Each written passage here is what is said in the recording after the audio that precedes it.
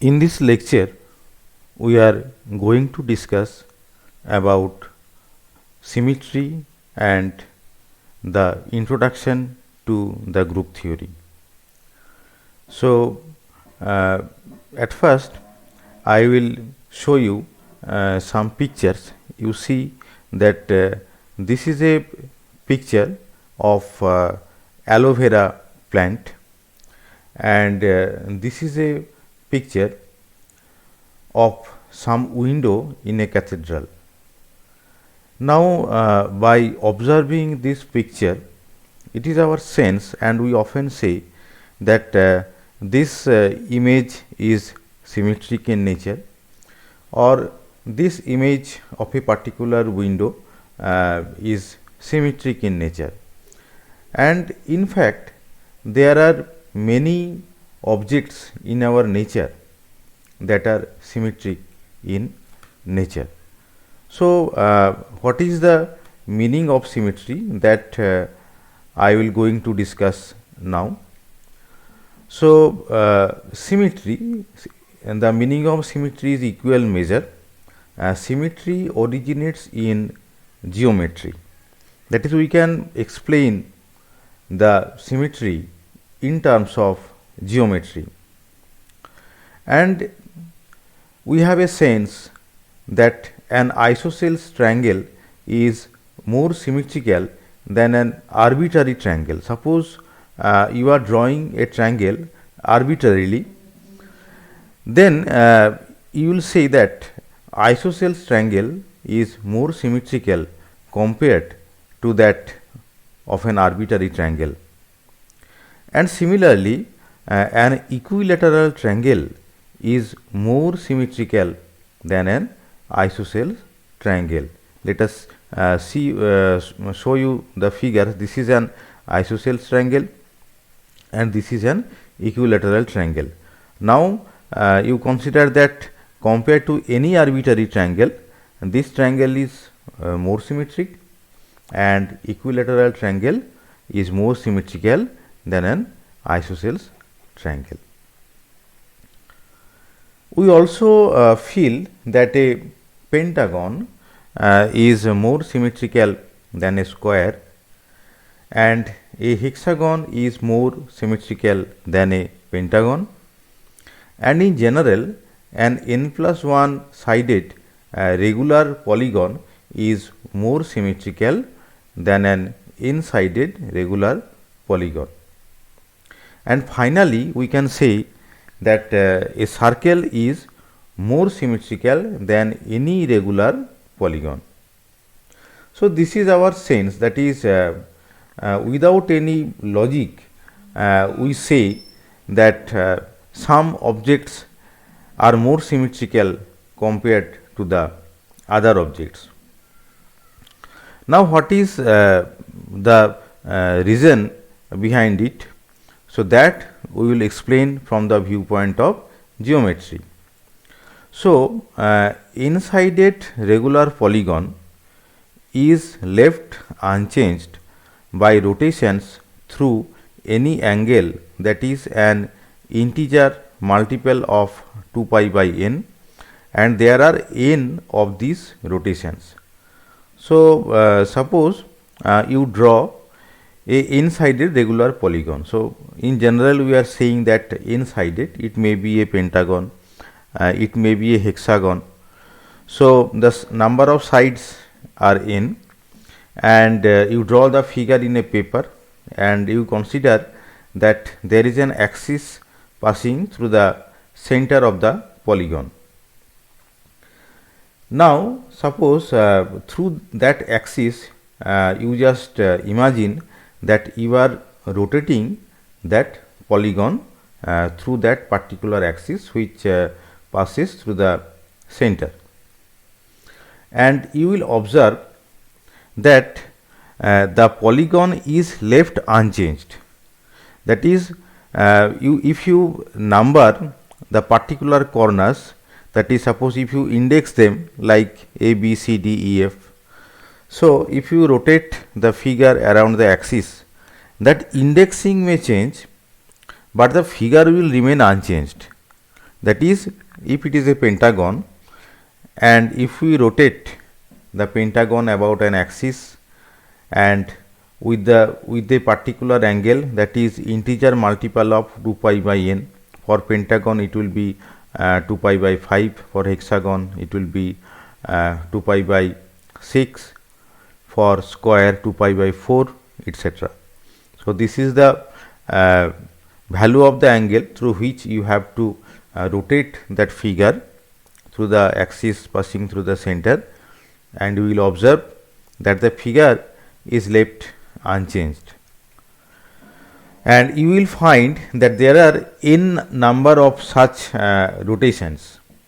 The number of rotations will be n. The larger n is, the more such rotations are there. Again I am saying that is the larger n is, the more such rotations are there. And this is actually the fact. Suppose if we compare between a square and a hexagon, so the number of rotation n will be large for the hexagon compared to the square. This is why mathematicians and physicists feel that the hexagon is more symmetrical than a pentagon, because 6 greater than 5.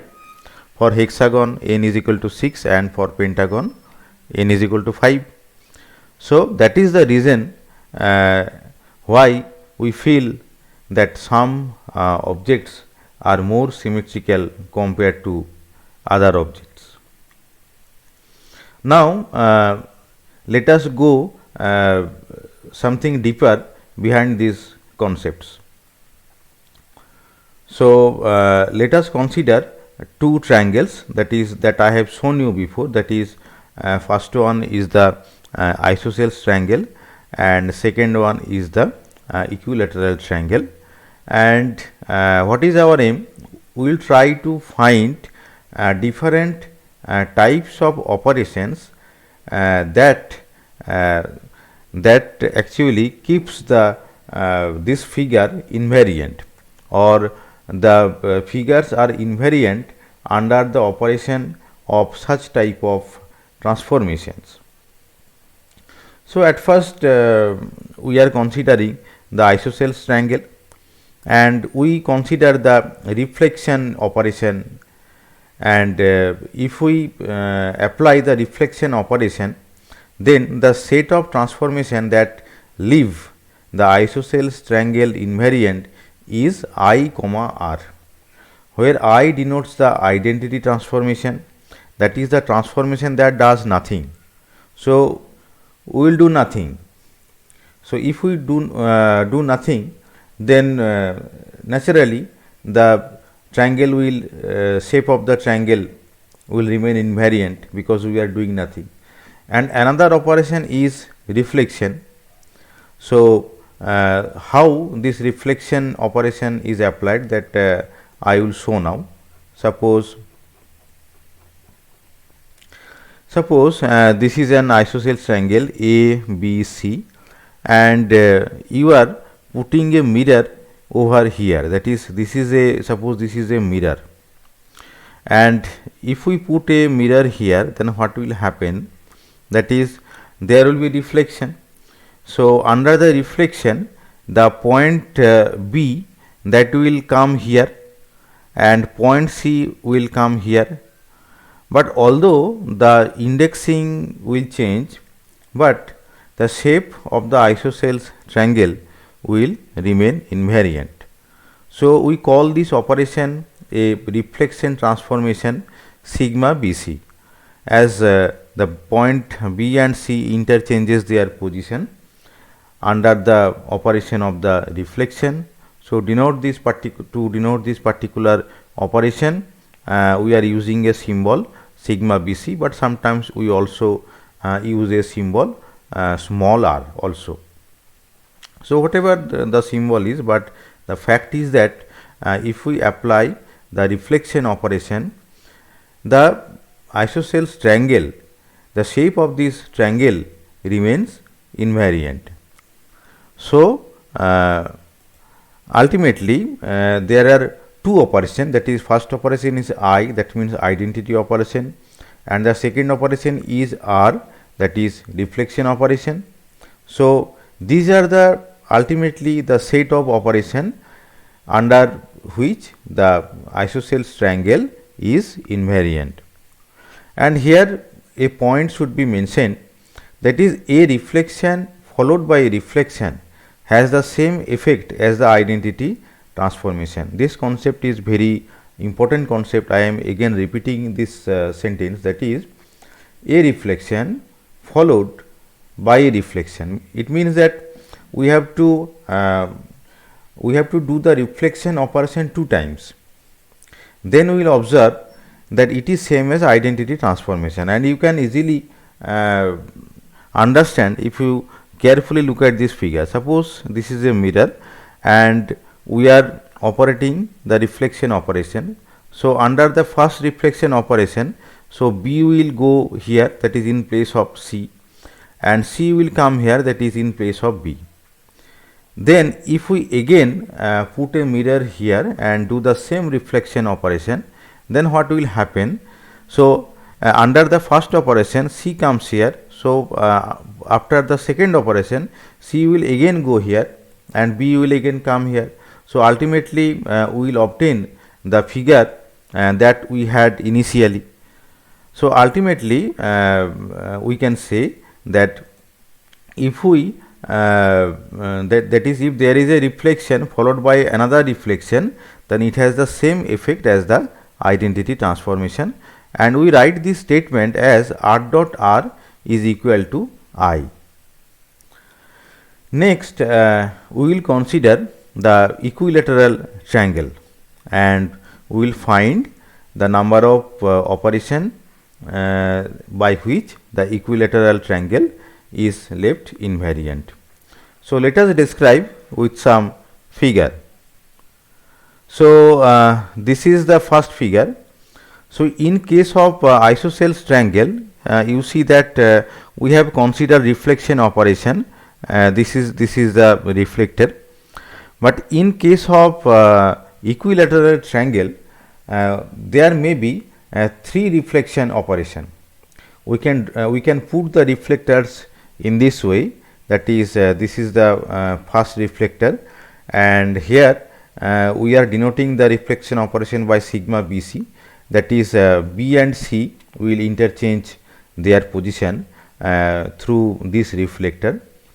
And in a similar way there is another reflector here, and we are denoting as sigma AC, because if we put the reflector here, then A and C will interchange their position. And in just a similar manner, we can also put a reflector in this position, and we can denote the reflection operation by sigma AB, in which A and B will interchange their position. So after interchanging their position, the that is equilateral triangle, the shape of this triangle will remain invariant. The shape will not change, only the indexing can change. So there are 3 reflection transformations for the equilateral triangle, and we are denoting them as sigma AB, sigma BC and sigma AC. But apart from these reflection operations, there are another 2 operations. So they are rotation. So let us index the equilateral triangle in this way, that is A, B and C. And now you just imagine that there is an axis passing through the center and perpendicular to the plane of ABC. So the axis is perpendicular to the plane of ABC, and it is passing through the center, and through this axis we are going to rotate this equilateral triangle. So in first case, what we will do, we will give a clockwise rotation R1 through 120 degree, that is equal to 2 pi by 3. So this is a clockwise rotation. So after this clockwise rotation, what will happen? The point A will come here and B will come here. So ultimately there will be rotation. So after the rotation, the indexing will be like this, A, B, C, because the point A now comes here, that is in this position. So after the clockwise rotation R1, the figure looks like this, but you see that only indexing has been changed, but the shape of the equilateral triangle is invariant. So this is one of the rotation operation R1. Now again we can give a rotation. Suppose in this way, that is, we again give a clockwise rotation. So if we again give a clockwise rotation, then what will happen? The point A will go here, point A will go here, B will go here. So if we again give a rotation, so already in the first case we have given a rotation. So now we are giving another rotation, that we can consider actually, that is 2 clockwise rotation, because first time we have given a rotation of 120 degree, and second time in this case we are going to give another clockwise rotation 120 degree. So product of these two rotation, that we can say, that is, this is equivalent to a rotation of R2 is equal to 240 degree is equal to 4 pi by 3. This is equivalent to 2 clockwise rotation, but we can also say that this is a 1 clockwise rotation of 240 degree. So this rotation we can interpret in two ways. The first is that it is a 2 clockwise rotation, that is product of R1 and R1, and we can also say that this is a 1 clockwise rotation of 240 degree. So now the figure will look like this, that is, A will go here. So A comes here, B comes here, and C comes here, but the shape of the triangle is invariant, but indexing has been changed. So now the figure looks like this. Now what we can do, we can give another rotation, that is from here to here. This is another rotation of 120 degree. So if we give another rotation of 120 degree, then what will happen? A will come here, B will come here, and C will come here.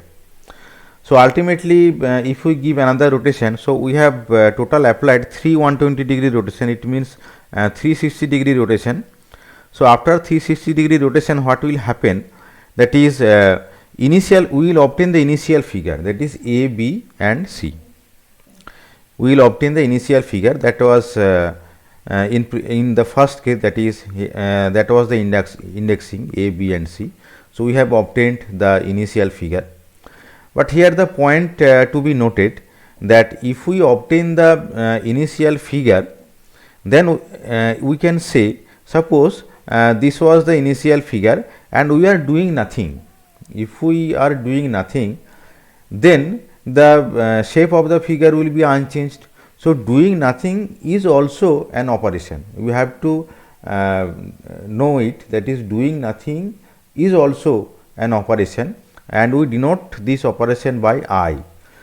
So this operation, that is R1 dot R1 dot R1, which is equivalent to 360 degree of rotation, that is not a new type of rotation, that is actually the operation I. I means doing nothing. So this is not a new operation, but these two operations are new operations. So we can say that actually there are two rotations by which the shape of the equilateral triangle remains invariant. So these two rotations are R1. R1 means the rotation of 120 degree about the axis, and the rotation R2. R2 means rotations of 240 degree about the axis. But we can say that is R2 is equivalent to R1 dot R1. R1 dot, meaning of R1 dot R1 is two successive clockwise rotation through the 120 degree. So R2 is equivalent to the product of R1 dot R1, but actually there are two rotations, one is R1 and another is R2. So ultimately we can say that there are total 6 set of operation by which the equilateral triangle is left invariant. So what are the 6 set of operation? The first operation is I, that means doing nothing, and 3 reflections, that is R1, R2, R3. The reflection operation I have already discussed, and 2 rotations are there, R1 and R2. So these are the 6 operations, and they have formed a set. We have given the notation of set theory, that is this second bracket, and inside the second bracket we have just written those operations. And we have also discussed that is why R1 dot R1 is equal to R2, and we can also write that is R1 dot R2 is equal to I, because R2 means R1 dot R1. So, R1 dot R1 dot R1 is equal to I, that is I means doing nothing. So, these are the different types of operations in equilateral triangle. A circle is left invariant by an infinite number of transformations, namely rotation r theta through any angle theta. Suppose you consider an axis passing through the center of the circle, and you are rotating the circle through any angle theta. Theta may be any angle, but if you rotate the circle through any angle theta, the circle will remain invariant. The shape of the circle will not change. But here theta can be any, value of theta can be any. That is why we are saying that there are infinite number of transformation. And you can also consider a reflection across any straight line through its center. If you draw a straight line, that is, this will be actually a diameter.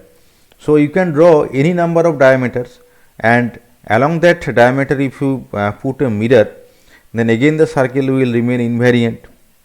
So, for in the case of circle, there is infinite number of transformation. That is why we say that the circle is more symmetrical than any regular polygon such as equilateral triangle.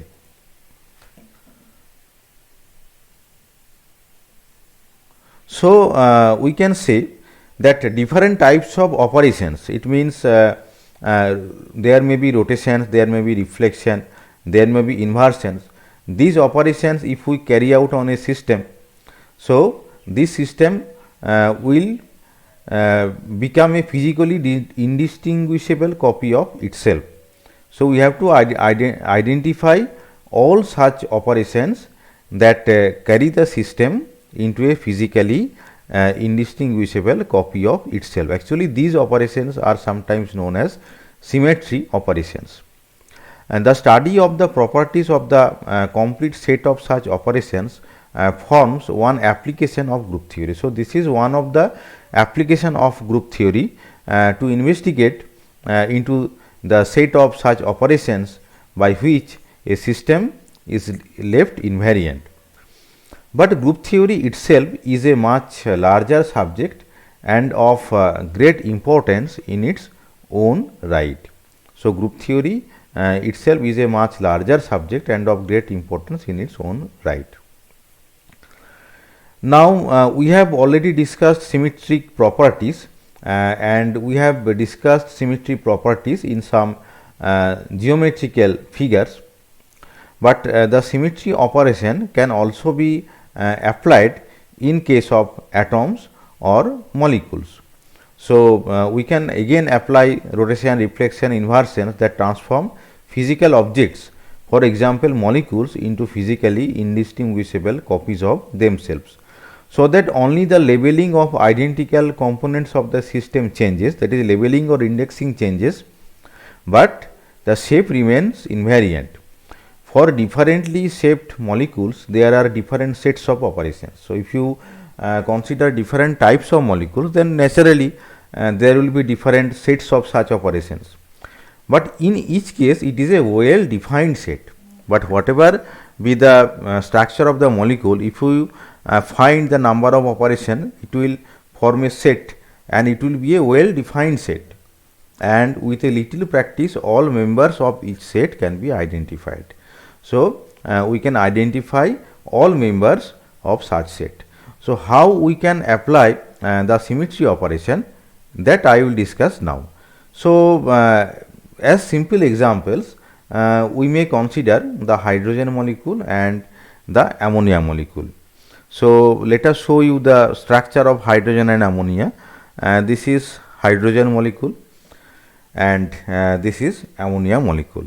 So, in these molecules also there are some symmetry operations by which the shape of this molecule will remain invariant, only indexing can change. So at first we will discuss about the hydrogen molecule. So the hydrogen molecule consists of two atoms each of hydrogen and is carried into itself by any one of the following operations. So what are the operations? Any rotation about its long axis. Long axis means this is the axis. So if we rotate the hydrogen molecule by this axis, you can give any number of rotation, but the hydrogen molecule will be invariant in this operation. So the first operation is any rotation about its long axis. Second operation is that rotation through pi about an axis perpendicular to the long axis and passing through the point M that lies midway between the atoms. So now the axis lies here, that is this is the point M, and you are considering an axis passing through the point M and which is perpendicular to the long axis, and if you give a rotation pi, then this atom will come here and this atom will come here.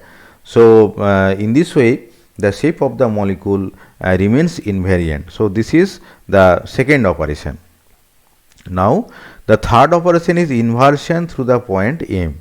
So this is the point M. Inversion means that molecules will move in opposite direction, and if by this operation the system remains invariant, then this operation will be known as inversion operation. And you can imagine it, because you imagine in this way that this molecules moves in this direction through the point M, and this hydrogen atom moves in this direction through the point M.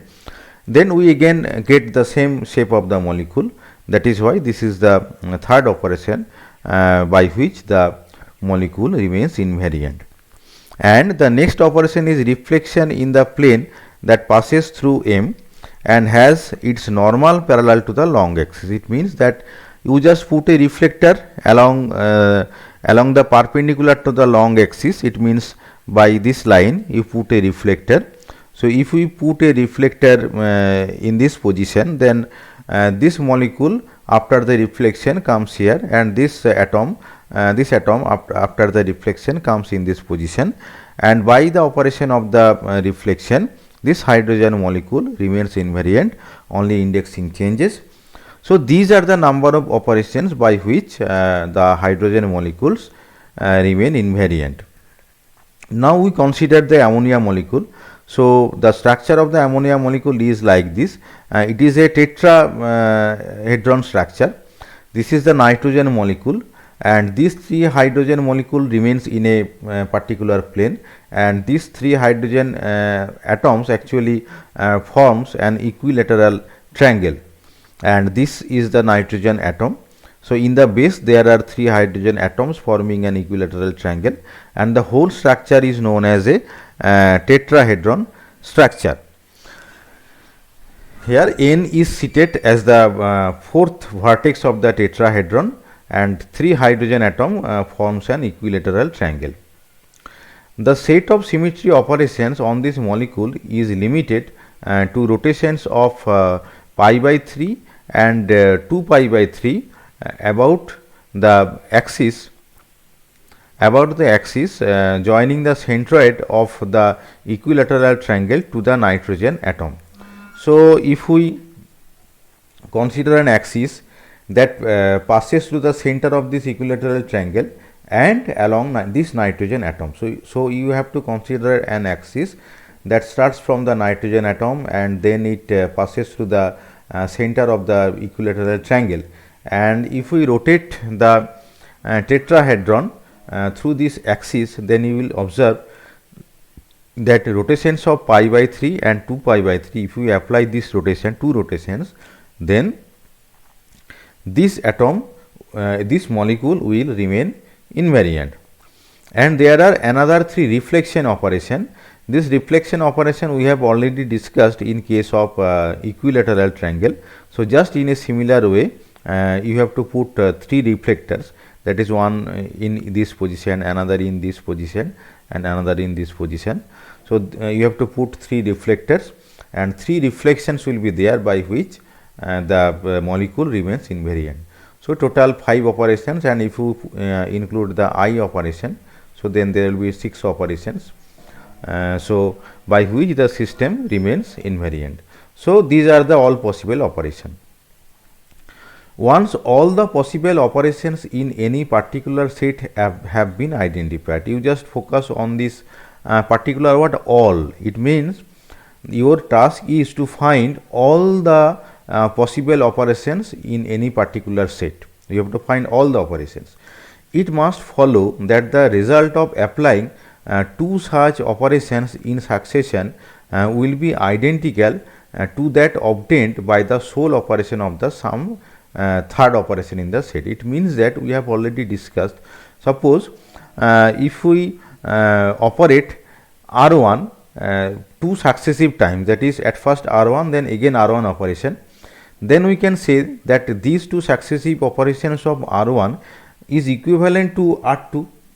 It means that two successive operations of some particular operation is equivalent to some other operation belonging to the same set. So R2 is a operation that belongs to the set. So for if it were not, so if R1 dot R1 was not equal to R2, a new member of the set would have been found.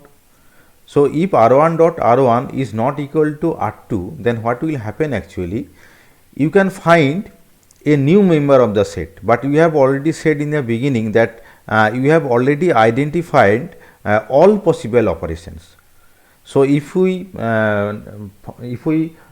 find some new operation, then this assumption is not valid. So this is violating our assumption. So it means that if we apply two operations successively, then you will obtain a operation that belongs to the same set. Now with this observation, we have to focus on two facts. The first fact is that whether there is some law for combining two members of the set. We have already discussed that the different types of symmetry operations, they are forming a set, and we can say that the different transformations are elements of that particular set. Now whether there is some law for combining two members of the set, for example, we have said that is R dot R1 is equivalent to R2. So what is the law for combining these two operations? We are just saying R dot R1, but dot is a general term.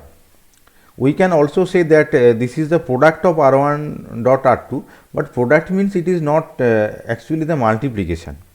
So what is the law? What is the law behind the combination of the two members, and whether the result of the combination is also a member of the set. So when we are combining R1 and R1, we are getting R2. So whether it is the member belonging to the set or not. So with these facts in mind, we can give the definition of a group. So how we are defining a group? A group G is a set of elements. Set of elements means, suppose we can denote the elements as X, Y, Z in this way, and by the set theoretic notation we are just writing inside the second bracket. So the group G is a set of elements together with a rule for combining them.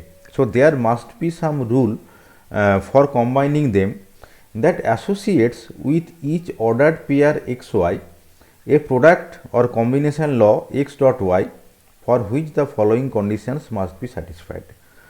So to combine two particular elements, there should be some law, and the following conditions should be satisfied so that this set is a group. This set that we have defined here, that is set of the elements X, Y in this way. So this set will be a group. When it will be a group? When there is a law for combining any pair of elements X, Y and the following conditions are satisfied. Now I will discuss the conditions. For every pair of elements X, Y that belongs to G, the product X dot Y also belongs to G. This is known as the closure property of the group. So if we consider any two elements x and y, and if we consider the product x dot y, but here I have to mention that although we are mentioning this dot operation as product operation, but there must be some specific law of combining x and y. So, that law I will again discuss after this discussion, but this x dot y also belongs to G. So, this I have already discussed in the case of symmetry operation. For example, R1 dot R1 was equal to R2. Similarly, x dot y, if x and y are two members of this set, and if x dot y gives the element which is also belongs to this set. So, this is a condition for forming a group. This property is known as the closure property. And if we consider a triplet, that is x, y and z, then associative law holds. Associative law means x dot y dot z, and we are keeping the first bracket in this position, that is y and z are inside the first bracket, is equal to x dot y dot z, and here x and y are inside the first bracket. So, this is the associative law. So, associative law holds, and there exists a unique element I belonging to G with the property that I dot x is equal to x dot I. So, here I is a unique element, and we say that this element I is known as the identity element. And for every element x of G, x is any element of G, there exists an element x inverse also belonging to G, such that x inverse dot x is equal to I is equal to x dot x inverse. So, x inverse is called the inverse of x. So, if 4 conditions hold, then we will say that this set is a group. So, these are the 4 conditions that I have discussed, 1, 2, 3 and 4. These 4 conditions must hold to form a group. So, if for a particular set of elements, this is the set of elements, if these 4 conditions holds, then we will say that this set of elements forms a group G. Here G is the group. An alternative notation in common use is to write the elements of a group G as the set G1, G2, G3. In some cases, instead of x, y, we write the elements as G1, G2 in this way, and sometimes we denote some that is some group G as in this way, that is inside the first bracket we write Gi. Gi means I is a index, I may run from 1, 2, 3 in this way. So, Gi is a symbol of the group, and any typical element of this group is denoted by Gi. Gi is the any element of the group G. Now, here we have to mention that we can use a general term element rather than operation. In the in our previous discussion that we have discussed just in the beginning of the lecture, we have discussed several symmetry operation, but we have shown that this symmetry operation is ultimately a set of operation, and this set of operation, if it obeys these 4 conditions, may form a group. But the elements of a group, we will not call them as operations. For example, although G1, G2, they may be some operation, but we use a more general term as element rather than operation. For example, just we have discussed previously, that is I, R1, R2, R3, R1, R2. These are actually some operation, reflection operation, rotation operation, but in case of group theory, we will say them as elements rather than operation. And one of the simplest example of a group, namely the group of all integers under addition. Now, why we are saying them as elements? It is because that it is not the fact that only the symmetry operations form a group. We have already said that group theory is a broad subject, and it is not the case that only the symmetry operations that we have discussed previously, only those operations form a group. It is not the case. Actually, group can be formed in many ways that I will discuss step by step. So, as a simple example, let us consider the group of all integers and the law is addition. We have already said that there is a operation dot. We said that dot is a operation and it is a product, but there must be some specific law for a particular group. So, when we are considering the group of all integers, here the combination law is the addition operation. So, here the dot operation is the addition operation. So, the set of all integers means suppose 1, 2, 3, 0 or plus, minus 1, minus 2, minus 3, that is starting from minus infinity to 0 to plus infinity, and the set of all integers, they can form a group under the addition operation. So, how they form group under the addition operation, that I will explain. But you have to keep in mind that is in this group the role of the identity I is played by the integer 0. So, here identity element is a 0 and inverse of an integer x is minus x. Now, you see the conditions and you just see that is how these conditions are obeyed by the set of integers. For example, suppose if we consider a pair of elements, suppose 2 and 3. So, here the dot operation is the plus operation, it means addition operation. So, 2 plus 3 will give you 5. Now, 5 belongs to the set of integers. So, closure property holds. If we consider a triplets, for example 1, 2 and 3. So, dot operation is a plus operation. So, 1 plus 2 plus 3. So, if we put 2 and 3 inside the first bracket in the left hand side, that will be equal to 1 plus 2 plus 3 if we put the first bracket for 1 and 2. So, this property holds, it means associative law holds, and I have already said the identity element is 0 and dot operation is a plus operation. So, x is any element. So, 0 plus 2 is equal to 2 is equal to 2 plus 0. So, this is hold for any element x. And lastly, inverse is the minus of that particular element. So, for 2 there is minus 2. So, minus 2 plus 2 is equal to 0 is equal to 2 minus 2. So, this fourth property also holds. So, all the property holds for the group of integers. So, we can say that the group of all the integers form a group under the addition operation. We can give another examples. For example, 1 and minus 1, only just 2 elements. These 2 elements also form a group under the law of multiplication. And in this group, closure is obvious. So, you just one by one, you just check that all the 4 conditions are obeyed or not. You can check it easily, and you have to keep in mind that is here 1 is the identity element and each element is its own inverse. 1 is the identity element and each element is own inverse, and here the closure property also holds, because suppose if you multiply 1 and minus 1, this will give you minus 1. Minus 1 is also the member of the group. So, these 2 elements also form a group under the law of multiplication.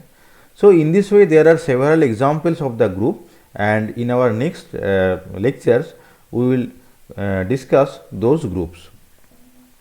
Now, it will be apparent from these 2 examples that the number of elements in a group can be either finite or infinite. For example, in the second example, there are only 2 elements. So, this is a finite group, and in the first example the group consists of the elements starting from minus infinity to plus infinity. It means there are infinite members in this group.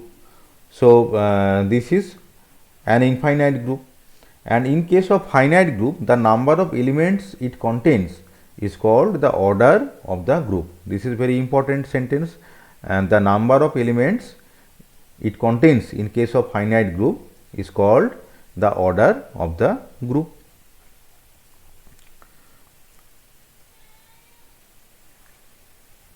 And we have noted that for the integers under addition 0 is the identity, and for the group of rotations and reflections the operation of doing nothing, that is the null operation or the identity operation, plays this role. So, you have to keep in mind that is doing nothing is also a set of operation. So, these are the preliminary concepts of the group theory that I have discussed in this lecture. So, for this lecture we have just taken the content from the mathematical physics by Riley, Hobson, Benz, and group theory by A. Z, and another book of group theory written by Daniel Arovas. So, for further understanding, I request the viewers to go through these textbooks so that you can understand more easily from these books. And I thank you all the viewers for listening this lecture. Thank you again.